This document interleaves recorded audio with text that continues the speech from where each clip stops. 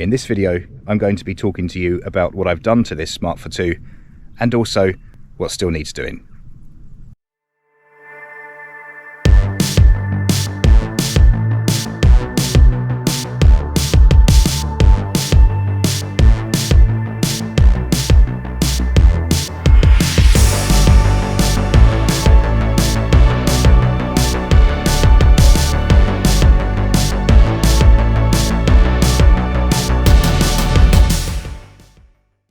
Now, for those who've been following my repair video series on this Smart Fortwo, you will likely know that I've had this car for a few months now and that I've done quite a few things to it. I did get it cheap. I never really disclosed the price at the start, but I think from memory it was about 1,800 quid, something like that. So for an 84 brake horsepower Passion, that is actually a damn good price. They're actually quite hard to come by. They're quite rare, the 84 brake horsepower, and most people went for the 71, the MHD, and that's really something I didn't want. Now, pretty much all the jobs that I'm going to be talking about in this video, I have made a video on. So if you do have one of these cars, or you've recently bought one, you're likely to have similar issues because they do form quite a pattern. And all the things that I've done on this car are actually quite common faults. I say faults, some of them are just wear and tear items, and any car that's this kind of age, you're going to have things that need doing.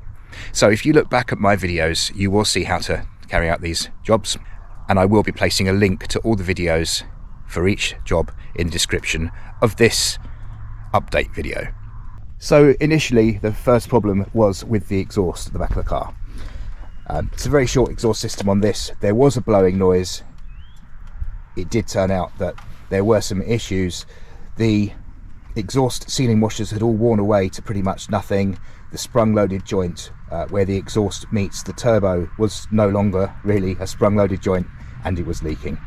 I also needed to replace a Lambda probe, as that was bringing the engine management light on.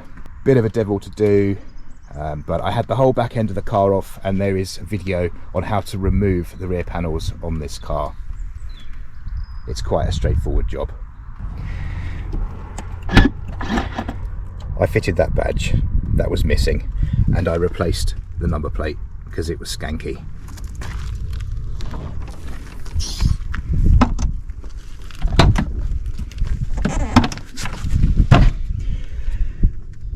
I carried out a full service on this car, and I also changed the gearbox fluid, which needed doing. Turning our attention to the back of the car, I replaced the rear brakes. So that's brake drums, you can see the nice new ones in there, brake shoes, and also the wheel cylinders. The brakes were bled fully with around 2 litres of brake fluid. Here at the front, I replaced the front brake pads and the discs. The discs were lipped and there was a rubbing sound, or a rotational rubbing sound, which was getting on my nerves, so I replaced those. It also had a shock absorber and a top suspension mount on this side.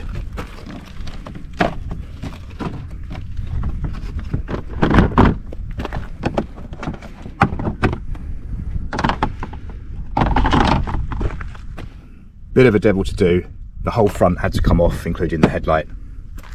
While on the subject of the headlight, I polished these headlights with a buffer and some cutting compound. They were extremely yellowed and they looked horrible, and they are now beautiful. At the same time, and in the same video, I worked on the roof. This roof had peeled really badly, it was delaminated, the UV light had got to it, and it was, to be honest, an absolute mess. It's better, but it's not perfect. And I may still wrap this roof with some carbon fibre, because I think that'd look really cool. When I first got the car, there was a chip in the windscreen about here, and it was annoying, so I got in touch with Autoglass and they said they could repair it. Came out, they said there was a 1 in 10 chance that it might actually fail, the repair might fail, and it might crack the windscreen. And yes, you got it, I was the 1 in 10, and the windscreen cracked right the way across. So they arranged to do a new windscreen for me. They came out, they did it a few days later, and yeah, all done. Unfortunately, it's not a genuine smart windscreen, but when you get a windscreen from companies like Autoglass, you very rarely do get a genuine one. But it's a new windscreen all the same, and it doesn't leak or anything. He did a good job. So here you can see the nice clean brake fluid where that was all flushed through and bled.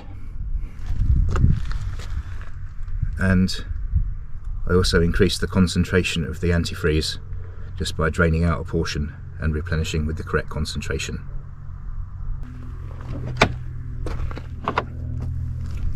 Although we won't be able to see it, I did replace the front engine mount, and I also added some upgraded inserts to prevent engine movement, which has tightened up the whole thing. It has given a little bit of vibration at idle, but it's so slight. The gear change is far better. There's no more driveline shunt between each gear change, which these are a bit prone to, and it can be a bit annoying. So as part of the service, I changed the pollen filter.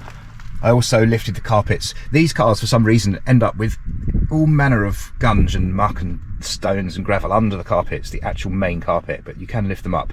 So I've cleaned all of that out. There was a battery positive terminal cover missing as well, which I replaced. There's a bit of a risk of shorting out if that's not there. It's meant to be there. So that was done. The interior's been cleaned pretty thoroughly. Always like to do that when I get a new car. Don't want other people's filth on it. This little badge at the front wasn't on in the correct place and it was loose, so I refitted that correctly. So what's still to do? Well, I think the most annoying thing is the fact that the air conditioning doesn't work, and I did actually carry out a check on it to see if there's any gas. There's nothing in it whatsoever, no pressure, so I need to check that out. It's likely to be the condenser, what some people refer to as the aircon radiator, sits ahead of the coolant radiator.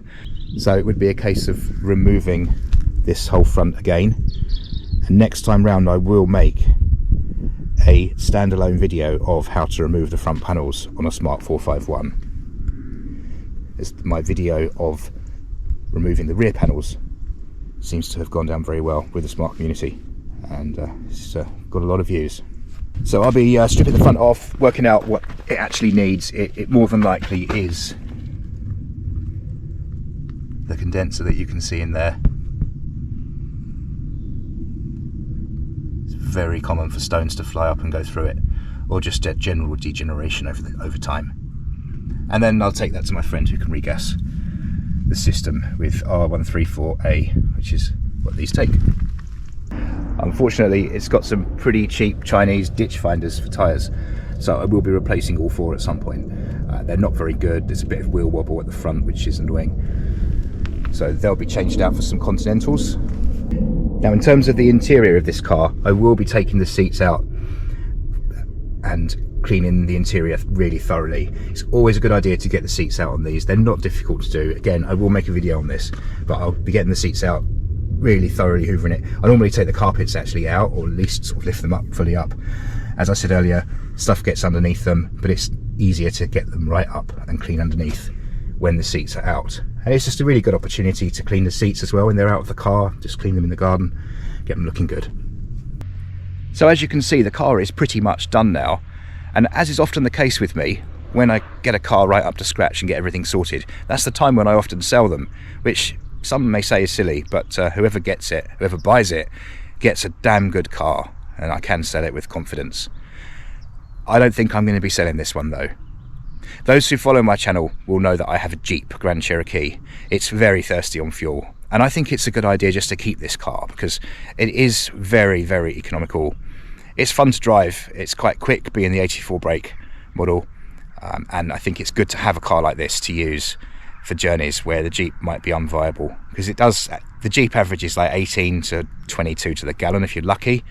This little thing here is good for mid 40s, maybe 50 to the gallon. It really sips fuel and it's a great thing. So I hope you've enjoyed this little update video. There is still some more to come on this car. As I said, there'll be the air conditioning, there'll be front panel removal, and also removal of the seats and the interior for the deep clean. So if you want to see more content like this, do feel free to like and subscribe. Thank you very much for watching, and goodbye.